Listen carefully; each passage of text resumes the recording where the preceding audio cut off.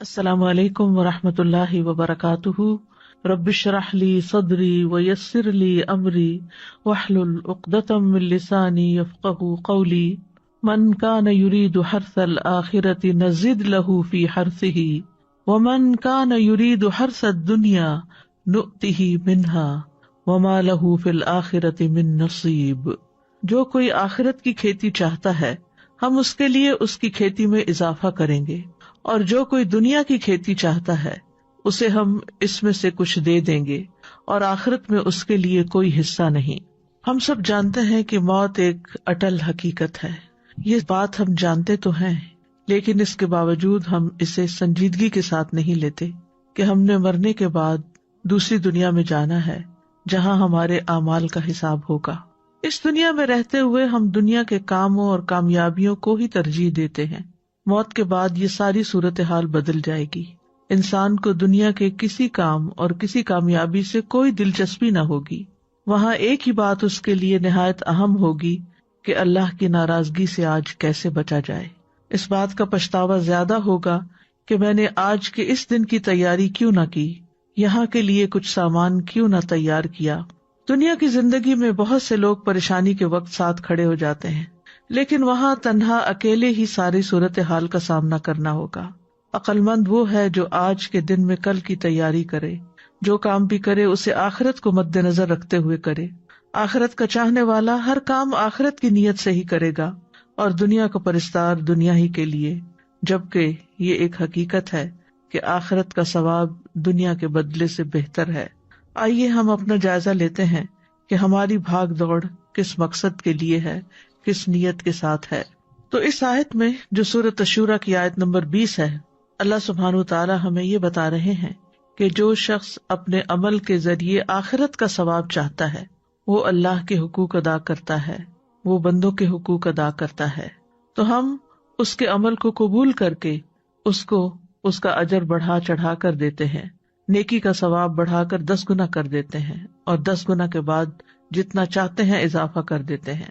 اور جو اپنے عمل، اپنی محنت، اپنی کوشش، ان سب چیزوں کے ذریعے سے صرف دنیا چاہتا ہو تو ہم اس کو صرف اتنا ہی دیتے ہیں جتنا ہم نے اس کے لیے تقدیر میں تقسیم کر دیا ہے، ملے گا وہی جو ہم نے لکھ دیا ہے، اور دوسری طرف آخرت میں اس کے لیے کوئی ثواب نہ ہوگا۔ اس آیت میں آخرت پر ایمان لانے والوں اور نہ لانے والوں کے حال کا ذکر کیا گیا ہے۔ مومن اپنے عمل سے آخرت کا امیدوار ہوتا ہے، اس کے بہت سے یا کم اعمال آخرت کی چاہت سے خالی نہیں ہوتے، لیکن جو شخص دنیا میں ہی سارے فائدے چاہتا ہے وہ حقیقت میں پھر آخرت پر ایمان نہیں لاتا۔ قشیری کہتے ہیں ظاہری طور پر یہ آیت کافر کے بارے میں ہے، دنیا اس کے لیے وسیع ہے تو ضروری ہے کہ یہ بات اس کو دھوکے میں ڈال دے، کیونکہ دنیا تو باقی رہنے والی نہیں۔ تو فرمایا من کان یرید حرث الآخرۃ نزد لہ فی حرثہ، جو کوئی آخرت کی کھیتی کا ارادہ کرتا ہے۔ حرث لغت میں مصدر ہے، اس کا معنی ہوتا ہے زمین میں بیج ڈالنا، کچھ بونا، تاکہ وہ کھیتی اگائے جو لوگوں کو فائدہ دے۔ اور یہاں اس سے اس کے اعمال کے اثرات اور اس کے نتائج مراد ہیں، ان کو بیجوں کے ثمرات کے ساتھ تشبیہ دیتے ہوئے کھیتی کہا، یعنی اعمال کے اثرات اور نتائج مراد ہے۔ حرث سے مراد کیا ہے؟ جو انسان کوشش کرتا ہے اس کا نتیجہ۔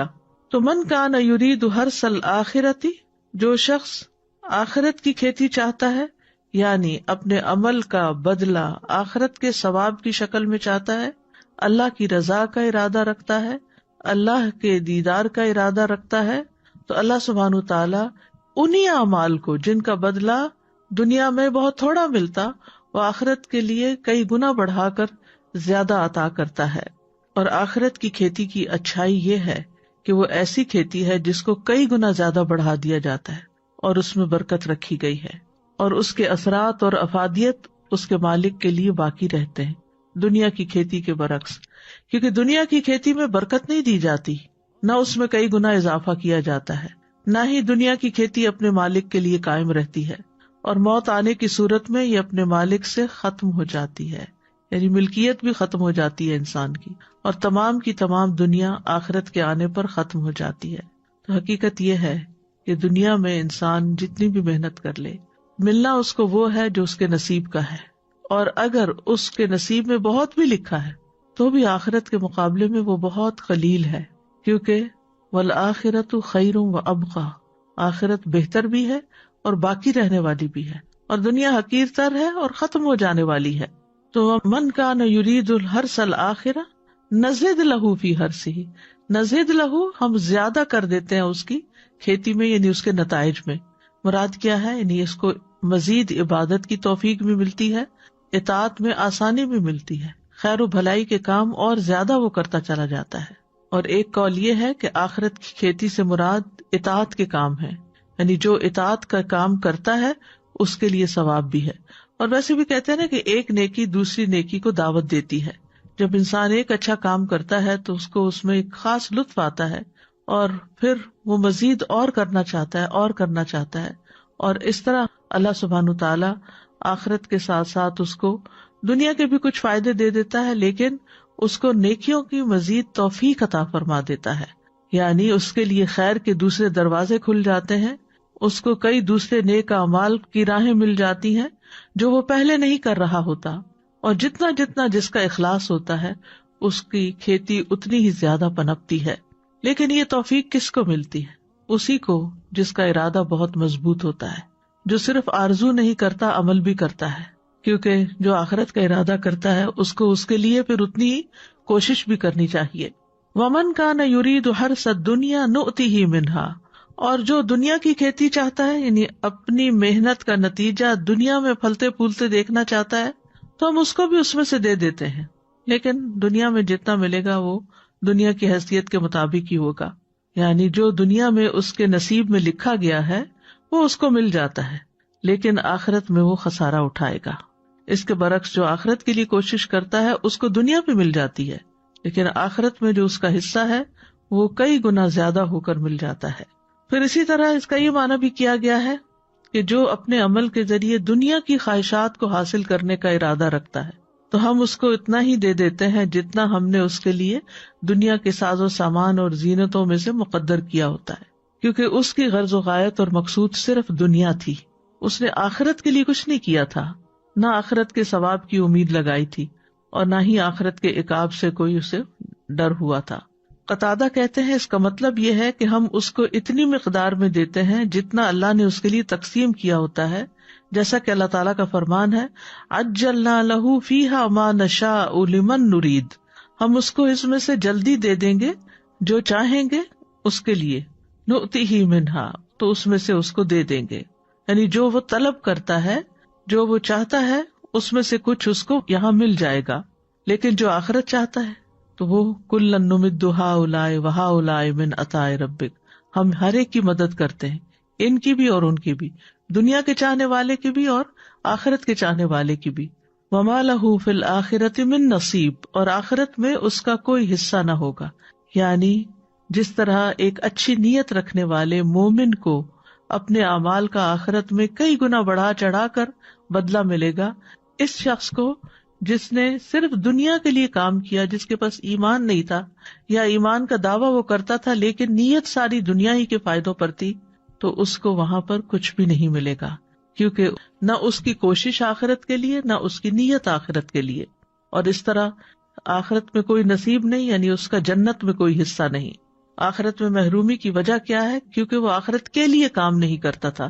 ایک اور جگہ پر آتا ہے وَقَدِمْنَا إِلَىٰ مَا عَمِلُوا مِنْ عَمَلٍ فَجَعَلْنَاهُ هَبَاءً مَنْثُورًا، اور ہم اس کی طرف آئیں گے اور جو انہوں نے کوئی بھی عمل کیا ہوگا تو اسے بکھرا ہوا غبار بنا دیں گے، یعنی وہ لوگ بھی جو دنیا چاہتے ہیں، محنت بھی کرتے ہیں، عمل کرتے ہیں، کھیتی باڑی کرتے ہیں، زراعت کرتے ہیں، لیکن وہ انہیں وہاں کوئی فائدہ نہ دے گی۔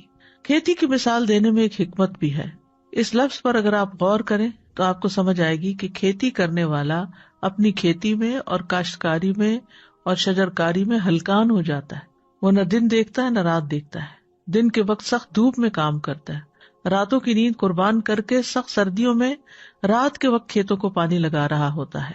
کیوں؟ اس لیے کہ اس کو اس کھیت سے غلے اور پھل کی توقع ہوتی ہے، امید ہوتی ہے کہ یہ کھیتی کچھ فائدہ لائے گی۔ تو چونکہ زمین میں ہل جوتنا کھیتی کرنے میں کمائی کے بنیادی اصول میں سے ہے، تو ہر کمانے کے لیے پھر یہ بطور استعارہ استعمال کیا گیا ہے۔ اسی سے ابن عمر کا فرمان ہے، آپ دنیا کی کھیتی اس طرح کریں گویا آپ نے ہمیشہ زندہ رہنا ہے، اور آخرت کے لیے اس طرح عمل کریں جیسے کل ہی آپ کو موت آنی ہے. یعنی اگر آپ ایک دن دنیا کی کھیتی نہیں کریں گے تو آپ کہیں گے کہ کل بھی وقت مل جائے گا، لیکن آخرت کے لیے فوری عمل کریں کیونکہ ہو سکتا ہے کل وقت نہ ملے. اسی سے نام حارث ہے، حارث کہتے ہیں کسان کو، تو کسان کو اس کے اس عمل کی وجہ سے یہ نام دیا گیا ہے. اسی طرح انسانوں میں سے بھی نام حارث رکھا جاتا ہے، اور یہ ایک سچا اور اچھا نام ہے. نبی صلی اللہ علیہ وسلم نے فرمایا عبداللہ اور عبد الرحمن سب سے بہترین، اور حمام اور حارث سب سے سچے نام ہیں، جبکہ بدترین نام حرب اور مرہ ہیں. حرب کہتے ہیں جنگ کو اور مرہ کہتے ہیں کڑوے کو. تو زمین سے کیا ملتا ہے انسان کو، کیا نکلتا ہے اس کے لیے؟ جتنی وہ محنت کرتا ہے، جتنا وہ اپنی پوری کوشش کے ساتھ ساتھ اپنے ذہن کے ساتھ ساتھ سوچ سمجھ کر اس میں وقت کے آنے پر مناسب موسم پر وہ کھیتی لگاتا ہے. تو دنیا اور آخرت کے ثواب کے حوالے سے لوگوں کی کچھ قسمیں ہیں. نمبر 1، عبادت کو بغیر ثواب کے کرنے والے. یعنی کچھ لوگ ایسے ہیں کہ جو عمل کرتے ہیں، نماز روزہ کرتے ہیں، حج زکوٰۃ بھی کرتے ہیں، علم بھی حاصل کرتے ہیں، لیکن ان کے دل میں ان ساری کوششوں کی یہ خواہش نہیں ہوتی کہ اس کا ہمیں آخرت میں بدلہ ملے. نیت کے بغیر ہی کر رہے ہیں. نماز ہے تو مشینی طور پر پڑھے جا رہے ہیں، زکوٰۃ ہے تو چونکہ زکوٰۃ فرض ہے اس لیے دینی ہے دے دیا، لیکن ان کی نیت اور ارادہ نہیں ہوتا پیچھے کوئی کہ ہمیں اس کا آخرت میں ثواب ملے.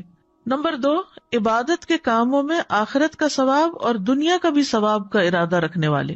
تو یہ دوسری قسم کے لوگ ہیں جو عبادت کے عمل اس طرح ادا کرتے ہیں کہ وہ عبادت کے عمل کے ذریعے آخرت کا ارادہ بھی رکھتے ہیں اور دنیا کا بھی. جیسے کوئی انسان جہاد کرتا ہے لیکن اس سے دنیا کے ساز و سامان کا بھی ارادہ کرتا ہے. آپ سے پوچھا گیا کہ اگر کوئی جہاد کرتا ہے لیکن وہ چاہتا ہے کہ آخرت کے ساتھ ساتھ اس کو دنیا میں بھی ملے، تو آپ نے فرمایا اس کو کوئی ثواب نہیں. تیسرا وہ ہے عبادت کے کام سے آخرت کا ثواب حاصل کرنے والے لوگ. تو یہ تیسری قسم ہے جو عبادت کے اعمال اس طرح ادا کرتے ہیں کہ وہ اس سے آخرت کے ثواب کا ارادہ رکھتے ہیں، اور اس کے علاوہ دیگر فوائد بھی جو عبادت کے نتیجے میں ہوتے ہیں ان کا بھی وہ ارادہ کرتے ہیں. تو ایک لحاظ سے یہ ایک شرعی مصلحت ہے اور شرعی احکام میں اس کو ملحوظ رکھا گیا ہے. چوتھی قسم وہ ہے جو دنیاوی کام آخرت کے اجر کی نیت کے بغیر کرنے والے ہیں. جیسے دنیا کے کام ہے کھانا پینا چلنا پھرنا، تو اگر انسان آخرت کی نیت کے بغیر کام کرتا ہے، اس میں ثواب کی نیت نہیں ہوتی، تو نہ اس کو اجر ملے گا نہ گناہ ملے گا، کیونکہ وہ روٹین میں اپنے دنیا کے روز کے کام کر رہا ہے. یہ ایسے لوگوں کا حال ہے جو غافل اور لا علم ہے. پانچویں قسم کے لوگ وہ عقل مند ہیں کہ جو مباح کاموں کو بھی آخرت کی نیت سے کرنے والے ہیں. کھانا کھا رہے ہیں لیکن اس میں بھی ان کی نیت اچھی ہے، گھر کے کام کاج کر رہے ہیں، جاب کر رہے ہیں، محنت مشقت مزدوری کر کے اپنے بیوی بچوں کے لیے کما کے لاتے ہیں، لیکن اللہ کی رضا کے لیے کہ اللہ نے ہم پر یہ ذمہ داری ڈالی ہے، تو ان کا وہ کام چاہے وہ پیورلی دنیا کا کام کیوں نہیں، اس پر بھی ان کو اجر ملے گا، کیونکہ انہوں نے یہ سب کچھ اللہ کی رضا کے لیے کیا اور آخرت میں اجر پانے کے لیے کیا. وہ سوتے بھی ہیں تو اس لیے تاکہ ان کی تھکاوٹ دور ہو اور وہ زیادہ سے زیادہ اچھی عبادت کر سکیں. وہ جسمانی ورزش کرتے ہیں، ایکسرسائز کرتے ہیں تاکہ وہ اطاعت کے کاموں پر قوت حاصل کر سکیں. تو بات یہیں پر آ کر رکتی ہے کہ جیسی نیت ویسا ہی پھل ہوگا، جو ارادہ ہوگا جس کے لیے کر رہے ہیں وہی سامنے آئے گا. ایک اور اعتبار سے بھی لوگوں کی تقسیم ہے، وہ کیا ہے؟ دنیاوی فائدوں کے حصول کے لیے نیک کام کرنے والے لوگ، یعنی بظاہر نیک کام کر رہے ہیں، مثلا تسبیح پڑھ رہے ہیں، ذکر کر رہے ہیں، لیکن مقصد کیا؟ دنیا میں کچھ مل جائے اس کا. نماز اس لیے پڑھ رہے ہیں تاکہ ان کی ایکسرسائز ہو جائے، روزہ اس لیے رکھ رہے ہیں کہ ڈائٹنگ ہو جائے، حج پہ اس لیے جا رہے ہیں کہ ہالیڈیز ہو جائیں، یا اس کے علاوہ بھی جو بھی وہ نیک کام کرتے ہیں اس کے پیچھے وہ دنیا کا کوئی فائدہ سوچ لیتے ہیں. چلو کر لیتے ہیں، نیک کام ہی ہے نا، تو اس کا یہ اور یہ اور یہ فائدہ ہو جائے گا. تو بہت سے لوگ اللہ کی رضا حاصل کرنے کے لیے نیک کام کرتے ہیں، جیسے نماز ہے، صدقہ ہے، صلہ رحمی ہے، احسان کرنا ہے، ظلم چھوڑ دینا، لیکن وہ ان کے ذریعے آخرت کا ثواب حاصل کرنے کی نیت نہیں کرتے، بلکہ اس کے بدلے میں چاہتے ہیں کہ اللہ اس کے مال کی حفاظت کرے. یعنی نماز کیوں پڑھتے ہیں؟ تاکہ اس کی دن بھر حفاظت رہے، یا یہ کہ ذکر اذکار تسبیحات کر کے کام شروع کریں تاکہ مال بڑھ جائے، برکت ہو بزنس میں، یا اس کے اہل و عیال کی حفاظت ہو. وہ اپنے عمل سے جنت کو پانے یا جہنم سے فرار حاصل کرنے کا کوئی ارادہ نہیں رکھتے. اس آدمی کو دنیا میں اس کا اجر و ثواب دے دیا جاتا ہے لیکن آخرت میں اس کا کوئی حصہ نہیں. اور یہ وہ قسم ہے جس کو ابن عباس رضی اللہ عنہ نے بیان کیا ہے. نمبر 2، ریاکاری کرنے والے. یہ پہلے سے بھی زیادہ سنگین اور زیادہ خوفناک ہے. یہ وہ قسم ہے جسے مجاہد رحمہ اللہ نے اس آیت میں بیان کیا ہے. وہ یہ ہے کہ ایک انسان نیک عمل کرتا ہے اور اس کی نیت آخرت کے ثواب کو طلب کرنا نہیں ہوتی، جیسا کہ یہ ہم نے آیت بیان کی اس کی طرف اشارہ ہے، صرف ریاکاری کرنا مقصود ہوتی ہے. تیسرے وہ لوگ ہیں جو نیک اعمال کو دنیاوی غرض سے کرنے والے ہیں، یعنی نیک عمل کرتا ہے انسان اور اس سے مقصد اس کا کچھ مال حاصل کرنا ہوتا ہے. مثال کے طور پر حج کرتا ہے تاکہ کچھ مال کما سکے، دنیا حاصل کرنے کے لیے ہجرت کرتا ہے، یا وہ مال غنیمت حاصل کرنے کے لیے جہاد کرتا ہے. تو اس آیت کی تفسیر میں اس قسم کو بھی بیان کیا جاتا ہے. یعنی جیسے ایک انسان علم حاصل کرتا ہے تاکہ اپنے گھر والوں کو پڑھا سکے، یا وہ اس کے ذریعے کوئی لیڈرشپ کا رول ادا کر سکے، یا قرآن سیکھتا ہے تاکہ وہ کسی مسجد میں کام کر کے نماز پڑھا کے کوئی جاب کر سکے. تو یہ وہ لوگ ہیں جو نیک اعمال کو دنیاوی غرض سے کرتے ہیں. تجوید اس لیے سیکھ رہے ہیں تاکہ اس کے ذریعے مال کما سکے. چوتھا وہ شخص ہوتا ہے جو ایمان سے محروم ہوتا ہے، یعنی ویسے ایمان نہیں ہے، کام اچھے کر رہے ہیں لیکن مسلمان نہیں ہے، تو ان کا بھی اجر کچھ نہیں ملے گا، کیونکہ قرآن مجید میں آتا ہے انما یتقبل اللہ من المتقین، اللہ متقی لوگوں سے ہی قبول کرتا ہے. تو اب ہمیں سوچنا چاہیے کہ ہم کیا چاہتے ہیں. مثلا ہم اگر اس وقت یہ لیکچر سن رہے ہیں تو کس نیت سے سن رہے ہیں، پڑھا رہے ہیں تو کس نیت سے پڑھا رہے ہیں، سیکھ رہے ہیں تو کس نیت سے سیکھ رہے ہیں. کیونکہ اللہ کے پاس دونوں بدلے ہیں، دنیا بھی ہے آخرت بھی ہے، دونوں کا مالک وہی ہے. ہم کیا چاہتے ہیں یہ اس پہ ڈیپینڈ کرتا ہے کہ ہمارا ارادہ کیا ہے. سورۃ النساء میں آتا ہے من کان یرید ثواب الدنیا فعند اللہ ثواب الدنیا والآخرہ وکان اللہ سمیعا بصیرا. جو شخص دنیا کا بدلہ چاہتا ہو تو اللہ ہی کے پاس دنیا اور آخرت کا بدلہ ہے، اور اللہ ہمیشہ سے سب کچھ سننے والا اور سب کچھ دیکھنے والا ہے. اسی طرح ایک اور جگہ سے پتہ چلتا ہے کہ دنیا چاہنے والے کو دنیا اور آخرت کے طلبگار کو آخرت ملے گی. سورۃ بنی اسرائیل میں ہے من کان یرید العاجلۃ عجلنا لہ فیہا ما نشاء لمن نرید ثم جعلنا لہ جہنم یصلاها مذموما مدحورا ومن اراد الآخرۃ وسعى لها سعیها وہو مؤمن فاولئک کان سعیہم مشکورا. جو شخص اس جلدی والی دنیا کا ارادہ رکھتا ہو ہم اس کو اس میں سے جلدی دے دیں گے، جو چاہیں گے، جس کے لیے چاہیں گے. پھر ہم نے اس کے لیے جہنم بنا رکھی ہے، یعنی جو دنیا چاہتا ہے اس کو دنیا میں سے دے دیں گے لیکن آخرت میں جہنم ہے اس کے لیے، اس میں داخل ہوگا مذمت کیا ہوا، دھتکارا ہوا. اور جس نے آخرت کا ارادہ کیا اور اس کے لیے کوشش کی جو اس کے لائق کوشش ہے جبکہ وہ مومن ہو، تو یہی لوگ ہیں جن کی کوشش ہمیشہ سے قدر کی ہوئی ہے. پھر دنیا چاہنے والے کو دنیا میں اعمال کا بدلہ مل جاتا ہے. سورۃ ہود میں آتا ہے من کان یرید الحیات الدنیا وزینتها نوفی الیہم اعمالہم فیہا وہم فیہا لا یبخسون. جو کوئی دنیا کی زندگی اور اس کی زینت کا ارادہ رکھتا ہو ہم انہیں ان کے اعمال کا بدلہ اسی دنیا میں پورا دے دیں گے اور اس دنیا میں ان سے کمی نہ کی جائے گی، یعنی ان کی کوشش کے مطابق ان کو مل جائے گا. رسول اللہ صلی اللہ علیہ وسلم نے فرمایا اعمال کا دار و مدار نیتوں پر ہے. ہر انسان کے لیے وہی ہے جس کی اس نے نیت کی. جس نے اللہ اور اس کے رسول کی طرف ہجرت کی تو اس کی ہجرت اللہ اور اس کے رسول کی طرف ہے، اور جس نے دنیا حاصل کرنے کے لیے ہجرت کی یا کسی عورت سے نکاح کرنے کے لیے تو اس کی ہجرت اسی کی طرف ہے جس کی طرف ہجرت کی نیت کی.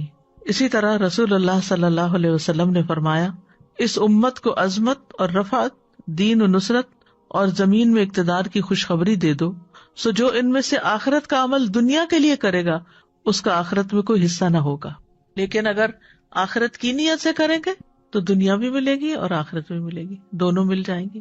اگر حقیر دنیا کی نیت ہوگی تو حقیر ہی ملے گا، اور اگر بہترین آخرت کی نیت ہوگی تو بہترین ہی ملے گا. یہ بھی یاد رکھیے کہ جو عمل صرف اللہ کے لیے کیے جائیں وہی قبول ہوتے ہیں، باقی قبول نہیں ہوتے. ابو امامہ باہلی سے روایت ہے، وہ کہتے ہیں ایک شخص نبی صلی اللہ علیہ وسلم کے پاس حاضر ہوا اور کہنے لگا آپ بتائیے، ایک شخص جنگ کے لیے جاتا ہے اور ثواب اور شہرت دونوں کا طلبگار ہے، اسے ثواب بھی چاہیے، اسے فیم بھی چاہیے، اسے کیا ملے گا؟ آپ نے فرمایا اسے کچھ نہیں ملے گا. اس شخص نے یہ سوال 3 بار دہرایا.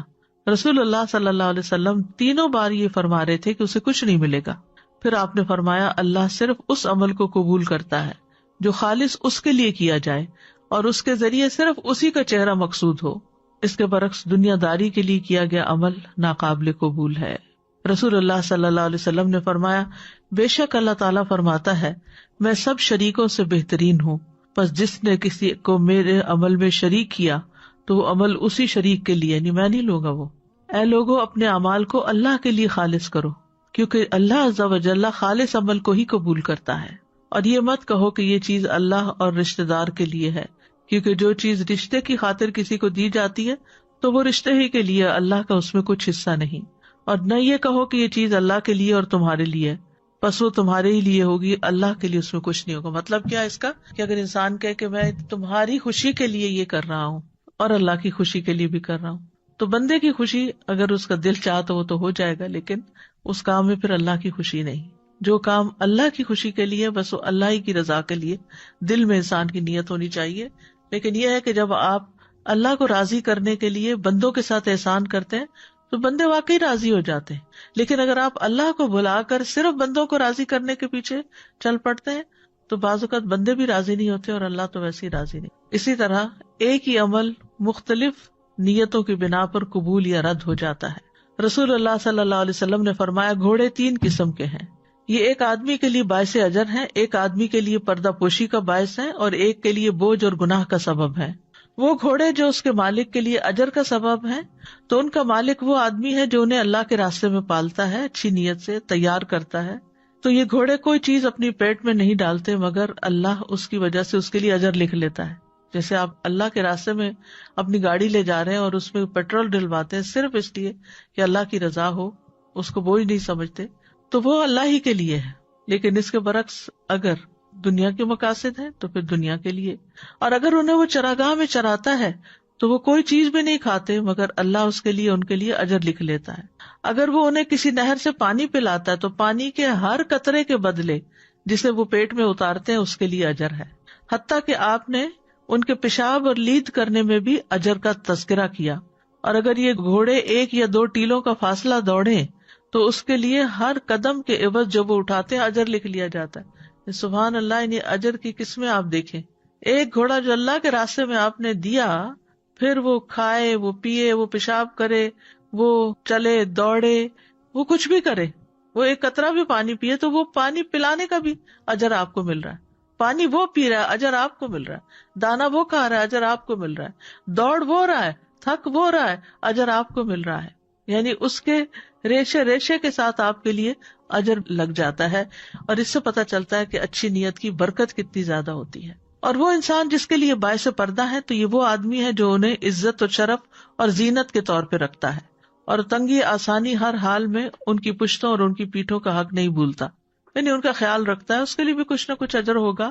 رہا وہ آدمی جس کے لیے وہ بوجھ ہے تو وہ شخص ہے جو انہیں ناشکری کے طور پر غرور اور تکبر کرنے اور لوگوں کو دکھانے کے لیے رکھتا ہے، تو یہ وہی ہے جس کے لیے یہ گھوڑے بوجھ کا باعث ہے۔ تو اس سے یہ پتہ چلتا ہے کہ نیت کی خرابی کی وجہ سے بڑے سے بڑے اعمال حقیر ہو جاتے ہیں۔ نیت کا وبال دجال سے زیادہ خطرناک ہے۔ ابو سعید سے روایت ہے، وہ کہتے ہیں کہ رسول اللہ صلی اللہ علیہ وسلم ہمارے پاس تشریف لائے، ہم مسیح دجال کا ذکر کر رہے تھے، تو آپ نے فرمایا، کیا میں تمہیں ایسی چیز نہ بتاؤں جو میرے نزدیک تمہارے لیے مسیح دجال سے بھی زیادہ خطرناک ہے؟ ہم نے کہا کیوں نہیں؟ تو آپ نے فرمایا، شرک خفی، چھپا ہوا شرک۔ یہ وہ ہے کہ آدمی نماز پڑھنے کے لیے کھڑا ہوتا ہے، جب اسے معلوم ہوتا ہے کہ کوئی اسے دیکھ رہا ہے تو وہ اپنی نماز کو خوبصورت بناتا ہے۔ یعنی انسان اکیلے کمرے میں نماز پڑھ رہا ہے اور تیز تیز پڑھ رہا ہے، اتنے میں اس کو محسوس ہوتا ہے کہ کسی نے دروازہ کھولا اور وہ اندر آئے، تو بہت اچھی طرح بہت خوبصورتی سے نماز پڑھنے لگتا ہے۔ یہ وہ شخص ہے جو پبلک میں تو نیک کام کو بڑے اچھے طریقے سے کرتا ہے، لیکن یہی شخص اکیلا ہوتا ہے تو اس کے کام کی کوئی کوالٹی نہیں ہوتی، گویا لوگوں کو دکھانے کے لیے تھا، اللہ کو دکھانے کے لیے نہیں۔ کیونکہ جو اللہ کو دکھانے کی نیت رکھتا ہے وہ تو تنہائی میں بھی بہترین نماز پڑھے گا۔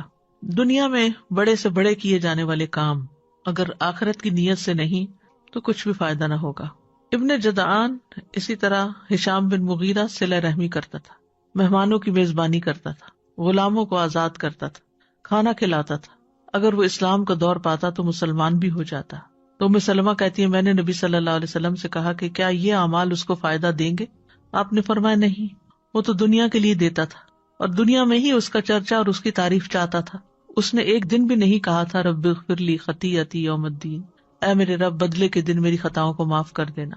یعنی اس کے ذہن میں آخرت تھی ہی نہیں، آخرت کی کھیتی نہیں تھی، اس لیے اس کو دنیا میں جو ملنا تھا مل گیا، اب وہاں کے لیے کچھ نہیں ہے. اسی طرح جو دنیا طلب کرتا ہے وہ اپنی آخرت کو نقصان دیتا ہے. رسول اللہ صلی اللہ علیہ وسلم نے فرمایا جس نے دنیا طلب کی اس نے اپنی آخرت کو نقصان دیا، اور جس نے آخرت کا مطالبہ کیا اس نے اپنی دنیا کو نقصان دیا. پس تم باقی رہنے والی زندگی کے بدلے فنا ہونے والی دنیا کا نقصان ہونے دو. یعنی اگر دو چیزوں میں ایک کو چوز کرنا پڑے تو آخرت کو چوز کرو.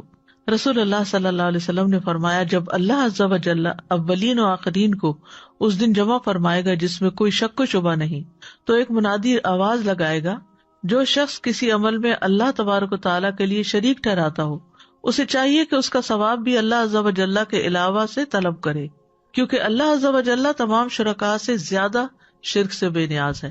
یعنی جو کام جس کے لیے کیا ہے اب اسی سے بدلہ لو، اللہ کی طرف سے تمہیں کچھ نہیں ملنے والا. اسی طرح دین کا کام بھی اگر دنیا کی نیت سے کیا جائے، شہرت کی نیت سے کیا جائے تو اس کا بھی کوئی اجر نہیں ہوگا. رسول اللہ صلی اللہ علیہ وسلم نے فرمایا بے شک قیامت کے دن سب سے پہلا شخص جس کے خلاف فیصلہ کیا جائے گا وہ ہوگا جسے شہید کر دیا گیا. اسے پیش کیا جائے گا تو اللہ اسے اپنی عطا کردہ نعمت کی پہچان کرائے گا تو پہچان لے گا. وہ پوچھے گا تم نے ان نعمتوں کو پا کر کیا کیا؟ وہ کہے گا میں نے تیرے راستے میں لڑائی کی یہاں تک کہ مجھے شہید کر دیا گیا. تو وہ فرمائے گا تو نے جھوٹ بولا، تم اس لیے لڑے تھے کہ تمہیں بہادر کہا جائے، سو کہہ دیا گیا. پھر اس کے بارے میں حکم دیا جائے گا تو اس کو منہ کے بل گھسیٹا جائے گا یہاں تک کہ آگ میں ڈال دیا جائے گا. دوسرے وہ شخص جس نے علم حاصل کیا، اس کی تعلیم دی، قرآن کی قرات کی تو اسے پیش کیا جائے گا تو وہ اسے اپنی نعمتوں کی پہچان کرائے گا تو وہ اسے پہچان لے گا. وہ فرمائے گا تو نے نعمتوں کو پا کر کیا کیا؟ وہ کہے گا میں نے علم حاصل کیا، اسے سیکھا اور تیری خاطر قرآن کی قرات کی. اللہ تعالیٰ فرمائے گا تو نے جھوٹ بولا، تو نے تو علم اس لیے حاصل کیا تھا کہ تجھے عالم کہا جائے، اور تو نے قرآن اس لیے پڑھا کہ کہا جائے کہ یہ قاری ہے، سو وہ تو کہہ دیا گیا. پھر اس کے بارے میں حکم دیا جائے گا کہ اسے منہ کے بل گھسیٹتے ہوئے آگ میں ڈال دیا جائے تو وہ ڈال دیا جائے گا. پھر وہ شخص جس کو اللہ نے وسعت دی، ہر طرح کا مال عطا کیا، اسے لایا جائے گا. وہ اسے اپنی نعمتوں کی پہچان کرائے گا تو وہ اسے پہچان لے گا. وہ فرمائے گا تم نے ان نعمتوں کا کیا کیا؟ وہ کہے گا میں نے کوئی ایسی راہ نہیں چھوڑی جس میں مال خرچ کرنا تجھے پسند نہ ہو، مگر میں نے تیرے لیے وہاں مال خرچ کیا. اللہ تعالیٰ فرمائے گا تم نے جھوٹ بولا، تم نے یہ سب کچھ اس لیے کیا تھا تاکہ کہا جائے کہ وہ سخی ہے، سو ایسا ہی کہہ دیا گیا. پھر اس کے بارے میں حکم دیا جائے گا تو اسے منہ کے بل گھسیٹا جائے گا، پھر آگ میں ڈال دیا جائے گا. آپ سوچئے یہ وہ لوگ ہیں جو لیڈرز ہیں، جو ٹاپ پر ہیں نیکی کرنے کے، کہ ہر فیلڈ میں انہوں نے صدقہ کیا اور خوب علم حاصل کیا اور سکھایا بھی، اور پھر اللہ کے راستے میں لڑ کے جان دے دی. کسی نے جان دے دی، کسی نے جوانی دے دی، کسی نے عمر دے دی، کسی نے مال دے دیا، لیکن آخرت میں کچھ بھی نہیں ملے گا. وجہ نیت کی خرابی. اسی طرح دنیا کی خاطر علم سیکھنے والے کی سزا ہے. رسول اللہ صلی اللہ علیہ وسلم نے فرمایا من تعلم علما مما یبتغى به وجه اللہ عز وجل، کہ وہ علم جو اللہ کے چہرے کے لیے حاصل کیا جاتا ہے، جیسے قرآن کا پڑھنا، تجوید ہے، جس نے اسے دنیا کا مال حاصل کرنے کے لیے سیکھا، یعنی پڑھنا شروع کیا تو سوچا کہ اللہ کے لیے پڑھ رہا ہوں، لیکن تھوڑا سا بھی آگے جا کر اپنی نیت بدل دی تو قیامت کے دن جنت کی اس کو خوشبو بھی نہ آئے گی. پھر اسی طرح آپ نے فرمایا علم اس لیے حاصل نہ کرو کہ علماء کے سامنے فخر کرو یا جاہلوں سے تکرار کرو، اور نہ ہی علم سے دنیاوی جاہ کی مجلس تلاش کرو، جو ایسا کرے گا تو آگ ہے. پھر ریاکاری کا عظیم خسارہ ہے. رسول اللہ صلی اللہ علیہ وسلم نے فرمایا جو شخص شہرت کا طالب ہو اس کی بدنیتی قیامت کے دن سب کو سنائی جائے گی. اس طرح کہ جو کوئی لوگوں کو دکھانے کے لیے نیک کام کرے گا، اللہ بھی قیامت کے دن ان کو سب لوگوں کو دکھلا دے گا. پھر اسی طرح دنیا اور آخرت کا اگر کمپیریزن کیا جائے تو آخرت ایک اٹل حقیقت ہے. آخرت کے مقابلے میں دنیا کی حقیقت کیا ہے؟ سورۃ النساء میں آتا ہے قل متاع الدنیا قلیل والآخرۃ خیر لمن اتقی، کہہ دو کہ دنیا کا سامان بہت تھوڑا ہے اور آخرت اس کے لیے بہتر ہے جو تقوی اختیار کرے. سورۃ الانعام میں فرمایا اور دنیا کی زندگی کھیل اور دل لگی کے سوا کچھ نہیں، اور یقیناً آخرت کا گھر ان لوگوں کے لیے بہتر ہے جو ڈرتے ہیں. تو کیا تم سمجھتے نہیں؟ دنیا آخرت کے مقابلے میں کیسی ہے؟ جیسے کوئی شخص سمندر میں اپنی انگلی ڈالے پھر دیکھے کہ اس کے ساتھ کتنا پانی لگا ہے. ساری زندگی بھی انسان کو سب کچھ ملتا رہے تو بس اس پانی سے زیادہ کچھ بھی نہیں، لیکن آخرت کی جزا انسان سوچ بھی نہیں سکتا کہ کتنی بڑی ہے. دنیا عارضی مقام ہے اور آخرت ہمیشہ کا گھر ہے. رسول اللہ صلی اللہ علیہ وسلم نے فرمایا، تم جانتے ہو کہ ہمیں اللہ کی طرف لوٹنا ہے، پھر جنت کی طرف یا جہنم کی طرف جانا ہے. وہ ایسی مستقل اقامت گاہ ہے کہ وہاں سے روانگی نہیں. وہ ایسی ہمیشگی ہے جس میں موت نہیں آئے گی. وہاں ایسے جسم ہوں گے جو مرنے والے نہیں ہوں گے. تو اس لیے انسان وہاں کے لیے کام کرتا رہے، اور اصل زندگی جو ہے وہ آخرت کی زندگی ہے. وما هذه الحیات الدنیا الا لہو ولعب وان الدار الآخرۃ لہی الحیوان لو کانوا یعلمون. اور دنیا کی زندگی کچھ نہیں مگر ایک دل لگی اور کھیل، اور بے شک آخرت کا گھر یقیناً وہی اصل زندگی ہے اگر وہ جانتے ہوتے. اور دنیا کی زندگی کے فائدے بہت معمولی ہیں. دنیا کتنی بھی خوبصورت کیوں نہ ہو، آخرت کے مقابلے میں بہت حقیر ہے. لیکن ان سب باتوں کے باوجود ہم آخرت کو اتنی امپورٹنس نہیں دیتے. فرمایا، بل تؤثرون الحیات الدنیا والآخرۃ خیر وابقی، بلکہ تم دنیا کی زندگی کو ترجیح دیتے ہو، حالانکہ آخرت کہیں بہتر اور زیادہ باقی رہنے والی ہے. ہم دیکھتے ہیں کہ انبیاء کو آخرت کے لیے خالص کیا گیا. انا اخلصناہم بخالصۃ ذکر الدار وانہم عندنا لمن المصطفین الاخیار. بے شک ہم نے انہیں ایک خاص صفت کے ساتھ چن لیا جو اصل گھر کی یاد ہے، اور بلا شبہ وہ ہمارے نزدیک یقیناً چنے ہوئے بہترین لوگوں میں سے تھے، یعنی پیغمبر جو تھے. پھر اللہ کے عام بندوں کی صفت بھی یہی ہے کہ وہ آخرت سے ڈرتے رہتے ہیں. یوفون بالنذر ویخافون یوما کان شرہ مستطیرا، جو اپنی نظر پوری کرتے ہیں اور اس دن سے ڈرتے ہیں جس کی مصیبت ہر طرف پھیلی ہوئی ہوگی. پھر اسی طرح آخرت کا گھر ان کے لیے ہے جو اللہ کی خاطر عمل کرے. والذین صبروا ابتغاء وجہ ربہم، وہ لوگ جنہوں نے اپنے رب کا چہرہ پانے کے لیے صبر کیا اور نماز قائم کی، اور ہم نے جو کچھ انہیں دیا اس میں سے پوشیدہ اور ظاہر خرچ کیا، اور برائی کو نیکی کے ساتھ ہٹاتے ہیں. یہی لوگ ہیں جن کے لیے گھر کا اچھا انجام ہے، یعنی آخرت کا انجام اچھا ہے. یہ یاد رکھیے کہ عقل مند وہی ہوتا ہے جو وقت کے آنے سے پہلے تیاری کی فکر لگائے رکھے. اور آخرت پر ایمان لوگوں کا ایک امتحان بھی ہے. آخرت پر ایمان نہ ہونے کا نقصان کیا ہے کہ انسان سیدھے راستے سے دور ہو جاتا ہے، قرآن سمجھ میں نہیں آتا، اعمال ضائع ہو جاتے ہیں، قیامت کے دن سخت نقصان اٹھاتا ہے انسان، قیامت کے دن نیکیوں کا کوئی فائدہ نہ ہوگا. پھر دنیا کی حرص کی مذمت بھی کی گئی ہے قرآن و حدیث میں. ابن عباس کہتے ہیں کہ اللہ نے دنیا کو 3 اجزاء میں تقسیم کیا ہے، ایک حصہ مومن کے لیے، ایک حصہ منافق کے لیے، اور ایک حصہ کافر کے لیے. مومن آخرت کے لیے زیادہ راہ لیتا ہے یہاں، اور منافق دنیا کی زینت اختیار کرتا ہے، اور کافر خوب عیش کرتا ہے، یعنی دنیا میں یہ ہوتا ہے. اسی طرح دنیا کا حقیر بندہ بننے کی بھی مذمت کی گئی ہے. نبی صلی اللہ علیہ وسلم نے فرمایا، ہلاک ہوا درہم کا بندہ، ہلاک ہوا دینار کا بندہ، ہلاک ہوا منقش چادر کا بندہ. اگر اسے مل جائے تو راضی، نہ ملے تو ناراض. اللہ کرے یہ ہلاک ہو جائے، سر نگوں ہو کر گر پڑے، اگر اسے کانٹا چبھے تو کوئی نہ نکالے. یہ نبی صلی اللہ علیہ وسلم کی بد دعا ہے ایک طرح سے اس شخص کے لیے کہ جو ہر کام صرف دنیا کے فائدے کے لیے کرتا ہے. آخرت چاہنے والے دنیا کو ایک ضرورت سمجھتے ہیں، دنیا سے محبت نہیں کرتے. دنیا اور آخرت میں سے ایک کو راضی کرنا ہوتا ہے. علی رضی اللہ عنہ کہتے ہیں، دنیا اور آخرت آپس میں 2 سوتنے ہیں، آپ جتنا ایک کو راضی کریں گے دوسری آپ سے اتنی ہی ناراض ہو جائے گی. دنیا کس لیے ہے؟ تاکہ ہم اپنی آخرت کمائیں. اس لیے ہم اپنے آپ کو آخرت کے کاموں میں مشغول کر لیں اور دنیا کو امانت سمجھتے ہوئے زندگی گزاریں. حسن کہتے ہیں، اللہ ان لوگوں پر رحم کرے جن کے نزدیک دنیا ایک امانت تھی اور انہوں نے اس امانت کو، اس ہستی کو ادا کر دیا جس نے ان کو اس دنیا پر امانت دار بنایا تھا، پھر وہ ہلکے پھلکے ہو کر چل دیے.